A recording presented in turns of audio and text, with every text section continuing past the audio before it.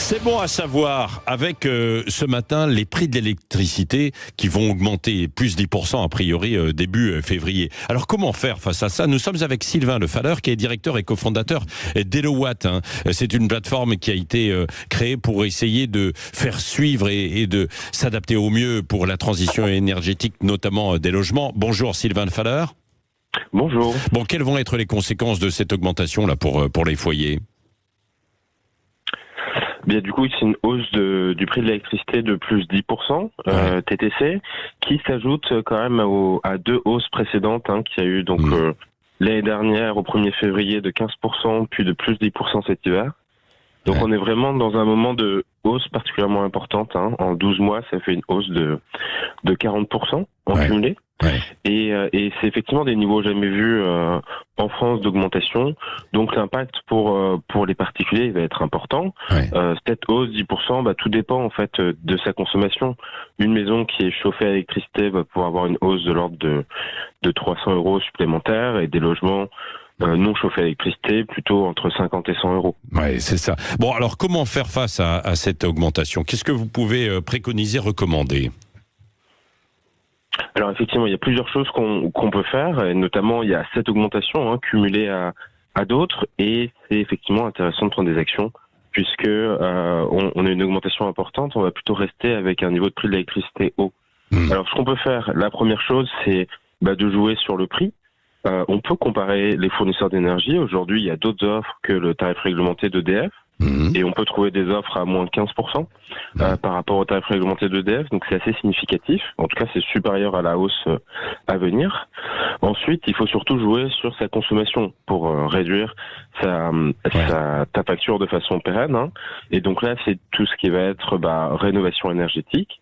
Et aussi, ce qu'on voit de plus en plus apparaître, c'est des installations solaires en autoconsommation. Parce qu'en fait, on a un prix du solaire qui baisse, on a un prix de l'électricité qui a largement augmenté, et donc en fait ça devient de plus en plus rentable pour de plus en plus de Français. Et nous, c'est vrai qu'aujourd'hui on voit beaucoup de demandes, parce qu'en plus de ce comparateur d'électricité qu'on opère chez Hellowatt, on est installateur partout en France de panneaux solaires, de pompes à chaleur, et on isole des logements. Oui, bon, mais là ça demande quand même un investissement, bien sûr, que ce soit les pompes à chaleur, que ce soit les panneaux solaires, d'une façon générale. Est-ce que les prix ont tendance quand même à baisser peut-être pour ces installations en fait aujourd'hui? Ouais, tout à fait. Il y a un investissement, effectivement, mais il y a aussi des aides et des économies qui sont, c'est des projets qui sont de plus en plus rentables, en particulier pour avec cette hausse du prix de l'électricité. On a effectivement une baisse, pour répondre à votre question, en tout cas sur le solaire. Sur le solaire, il y a le matériel, le prix des panneaux qui a baissé. Et donc là, c'est vraiment un bon moment pour installer du solaire. Sur les travaux de rénovation énergétique, que ce soit l'isolation ou l'installation de pompes à chaleur, on n'a pas forcément le même aspect avec la période d'inflation et tout ça. C'est plutôt des travaux qui sont un peu plus chers. En revanche, il y a aussi, et notamment depuis le 1er janvier de cette année, beaucoup plus d'aides, notamment pour des rénovations dites d'ampleur, où on va faire plusieurs gestes d'isolation. On peut aussi changer le système de chauffage. Et là, on peut avoir des aides pour ce type de travaux de rénovation selon les revenus qui vont de 30% jusqu'à 90% du montant total des travaux. Donc c'est important. Mais évidemment, il faut comparer, il faut regarder, il faut se renseigner. C'est ce que vous proposez avec votre plateforme, Hellowatt, avant de se lancer, pour ne pas non plus se faire arnaquer, parce que je sais qu'il y a eu beaucoup d'arnaques ces dernières années à ce sujet. Là, un dernier mot, Sylvain Lefaleur. Vous avez dit, on peut s'adresser à d'autres fournisseurs là qu'EDF. Mais alors, il y en a qui ont été pris au piège, où ils s'étaient adressés par le passé à d'autres fournisseurs qui, eux, ensuite, ont vu leur prix exploser. Il faut être prudent quand même avec cela, non ?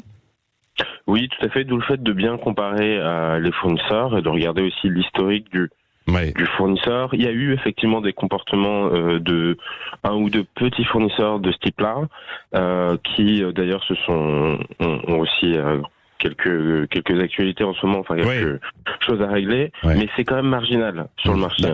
La plupart des fournisseurs a vraiment joué le jeu.